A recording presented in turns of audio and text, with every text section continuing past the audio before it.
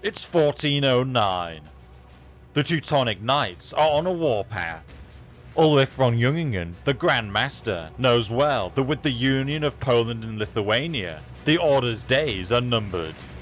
A lightning strike into Poland, followed by intervention in Lithuania, seems like the only thing that could save the day. The Order of Brothers of the German House of St. Mary in Jerusalem, or the Teutonic Order for short, had been founded during the Third Crusade that culminated in the Siege of Acre. The Knights tried to establish themselves in the Holy Land, but fierce resistance from the Muslims made this impossible. In 1211, the Order reinvented itself, answering the King of Hungary's call for help. The Knights set up shop in Transylvania, where they were meant to guard against Cuman raiders. However, after a few years, to his horror, the king discovered that the Teutonic Order was in fact setting up an independent state within Transylvania. Consequently, the Knights were expelled just 4 years after their arrival. But this setback wasn't a setback at all. Just then, in 1226, the Knights were invited to Poland. Poland was in a sorry state during this time, plagued by infighting and attacks by pagan tribes. Conrad of Masovia, a powerful Polish noble, thought he could do with one less problem. To this end, he contacted the Teutonic Order to destroy his northern enemies, the pagan Baltic tribe called the Prussians. As soon as they arrived, the Knights enthusiastically set about killing and enslaving the Prussians. Crusades were declared, drawing in noblemen from Western Europe who were looking for glory and adventure. Soon, the Knights were gaining victory after victory. As war raged in Prussia, a similar organization, the Sword Brethren, were advancing into Livonia. The two orders formed an alliance, and pagans were caught in a vice.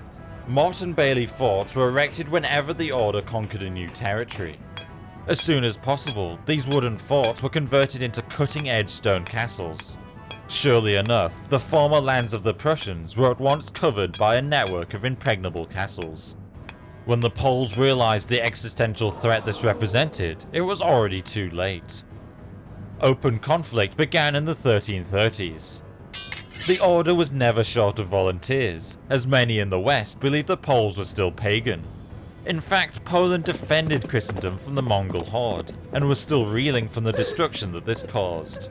Shut in their castles, the Teutonic Knights weathered the storm much better. By the end of the 14th century, the whole of the Baltic coast from Lake Peipus to the eastern border of the Holy Roman Empire was in the Order's hands. That is, almost all of the coast. One pagan tribe managed to resist all efforts at conquest and conversion.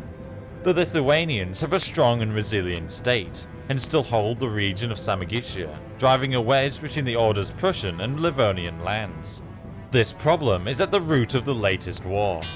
The Knights do all in their power to conquer Samogitia. Thousands of crusading knights and adventuring mercenaries are drafted from all over Europe to defeat the last pagan kingdom on the continent. By the 1380s, the odds are stacked against the Lithuanians. The tide is turning in favor of the Order, so the Lithuanians must reinvent themselves or perish. Fortunately for them, Poland shares the same concerns. Even though the Knights are much more hesitant to attack Christian Poland than pagan Lithuania, the Poles still feel threatened and would like to impose their authority over the Order. When King Louis the Great dies without a male heir, the Poles and the Lithuanians see a perfect opportunity for an alliance. In 1386, Louis the Great's heir, Jadwiga of Poland, marries Jagiello of Lithuania. Jagiello becomes king of both countries and promptly converts to Christianity. With this genius move, he doubles his power, and also deprives the Teutonic Order of all legitimacy. Ulrich von Jungingen, the Grand Master of the Order, knows he must act until he still has the upper hand. To this end, he gathers his mercenaries and his crusaders and descends on Poland in 1409. The Poles are surprised, and limited gains are made. Jungingen is happy with these advances and concludes a peace treaty shortly after. Now that he defeated Poland, he intends to use this break in the fighting to plan next year's campaign against Lithuania. But the Polish-Lithuanian allies have an even nastier surprise in store. In June 1410, the Poles and the Lithuanians unite to form a grand army. Small detachments are sent to the flanks to conduct diversionary attacks designed to prevent the Order from concentrating their forces. A detachment of Tartars is sent ahead to further confuse the Knights. The Allies cross into Prussia, and after a few days of maneuvering, the main armies meet near the villages of Tannenberg and Grunvald. They draw up for battle on the 15th of July, 1410. The Allies have 39,000 soldiers against the Order's 27,000. Ulrich von Jungingen deploys his first line in an offensive formation, with the cavalry in front and the infantry in the back. Considerable reserves and a few bombards are further in the rear. Jungingen plans to exploit his enemy's impetuousness. He orders pits to be dug in front of his line in the centre. He anticipates that the Allies will rush into this area, fall into the traps, and then become subject to a fierce counterattack. King Jagiello and Grand Duke Vytautas, the joint commanders of the Polish-Lithuanian army, deploy their forces parallel to the Teutonic lines. The Poles are on the left, Czech mercenaries and a battalion from Smolensk in the centre, and the Lithuanians on the right. The king stays behind with a sizable reserve. Most of the Polish-Lithuanian forces are made up of cavalry. The first move is made by Jungingen. He withdraws his cavalry and advances his artillery to provoke the Allies with a fierce cannonade. But his bombards only manage to discharge 2 wildly inaccurate shots. Nonetheless, Grand Duke Vytautas takes the bait. Mistaking the Teutonic army's maneuver for a retreat, he orders the whole right wing to charge. The Lithuanians smash into the Germans with all their fury. But after an hour of fierce hand-to-hand fighting, the Order's forces are gaining the upper hand. The Lithuanian army seemingly disintegrates, and most of its contingents turn and flee. The Order's cavalry pursues them all the way to the Lithuanians' camp. Now the Poles stand alone. Sensing the opportunity, Jungingen orders his right flank to attack. He himself gathers all the reserves, and taking a wide detour, attacks the Polish contingent from the other side. The Poles are in grave danger now. The king himself has to fight for his life, and the situation becomes desperate. But then, fortunes turn. The Lithuanians have rallied, and launch a counterattack on the Teutonic cavalry, who are busy looting their camp. The Order's men are caught by surprise, and are scattered with ease.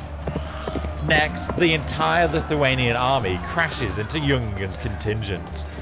The Grand Master tries to hold the line, but he himself is slain. Panic ensues when his banner falls. The Teutonic army tries to retreat to their wagon fort, but the camp attendants betray them. They try to improvise a defense, but the Polish-Lithuanian cavalry sweeps them away. By the afternoon, almost all the men of the Teutonic Order's army are dead or captured. The Polish-Lithuanian victory is complete. The Order's only saving grace is that King Jagiello takes a very leisurely approach to mounting a pursuit. Most of the towns and cities surrender to him without a fight. Jagiello is sure that Marienburg, the Order's capital, will also yield. But by the time he gets to Marienburg, the surviving knights manage to mount a strong defense. The siege of Marienburg lasts for 2 months. Reinforcements arrive from Livonia, and diplomatic pressure is exerted by Sigismund of Luxembourg. Jagiello is forced to lift the siege, and in a short time, the knights manage to recapture most of their country. They take on exorbitant loans and hire a mercenary army as a quick-fix solution. The war simmers on. However, eventually the Order becomes bankrupt, whereas the Poles and Lithuanians who rely on a feudal levy have a seemingly inexhaustible reserve. After 200 years of domination, the Order is forced to concede defeat. This defeat, however, is far from complete. The Treaty of Thorn is signed in 1411, leaving the borders nearly unchanged. The Teutonic Order is left intact, but they become semi-independent vassals of the Polish crown. The land of Samogitia, the source of the conflict, is given to Lithuania, but only on a temporary basis. As lenient as these conditions are, the reparations that the Order has to pay are absolutely crushing.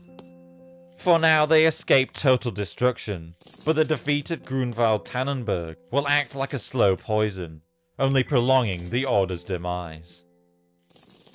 Thank you for watching. Please like, share and subscribe, it helps with the algorithm. Check out my Patreon if you want to help me on this journey. Links down below.